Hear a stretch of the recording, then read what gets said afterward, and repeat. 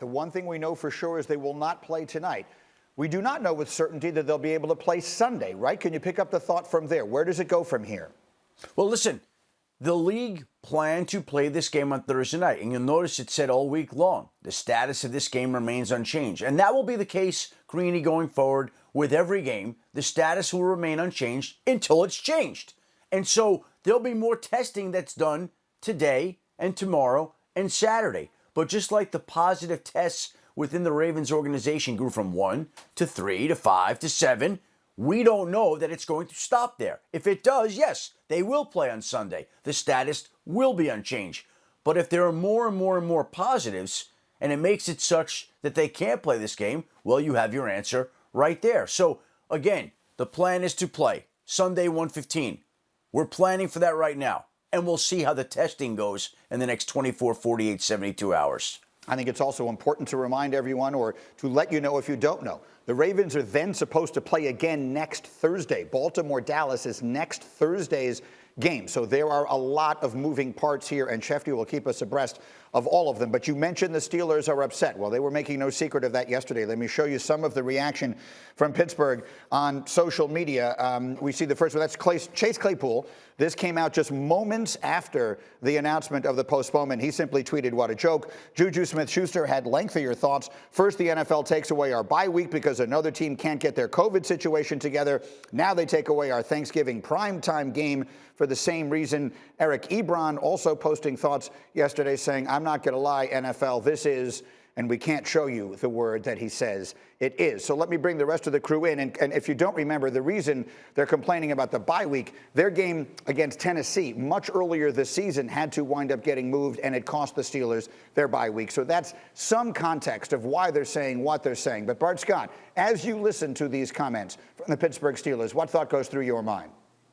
They come off sounding like children, because you have to understand we're in the middle of a 100-year pandemic. They have to understand and read the temperature of the room. This virus is spreading all over the country, and they should feel blessed that they haven't been exposed to it. But also understand, is this the unfair competitive advantage that you want when you talk about playing this great rivalry, which is the Baltimore Ravens and the Pittsburgh Steelers? This is one of the best rivalries in all of football, and this game has huge implications as far as the Ravens being able to have opportunity to go to the playoffs. So you want them to play without 7 of their players? Is that what makes you feel better? I think maybe what they did is they looked at the film and saw the fact that they got beat up last game. And it was the fact that Lamar Jackson turned the ball over in the red area, and not that they dominated the Ravens the first time around. Dominic, what do you think?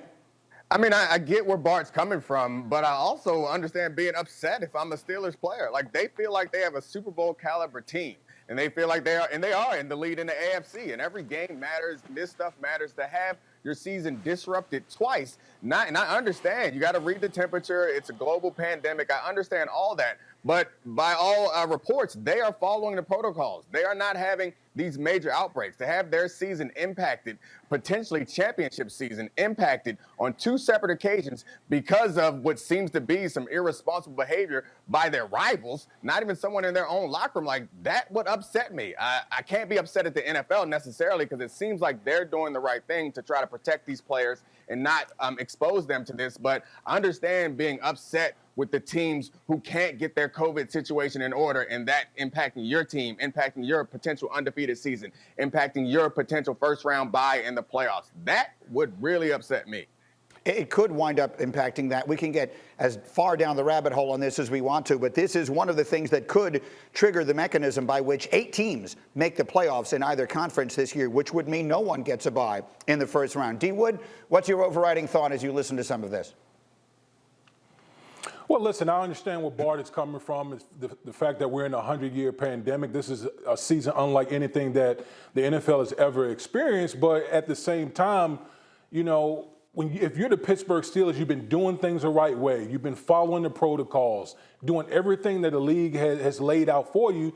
And then here you have your chief rival within the division, the Baltimore Ravens, and one of their staff members goes out here and not doing what he's supposed to be doing, and now the whole team gets infected, and the game gets pushed back. That affects your preparation. Remember, Green, when you're playing on a Thursday, it's not like you're going out there practicing in pads and all those type of things. It's more of like a walkthrough situation. So now the game gets pushed back to Sunday. Now you got to change your calendar. Players are creatures of habit, so I can understand why players are upset in this particular situation.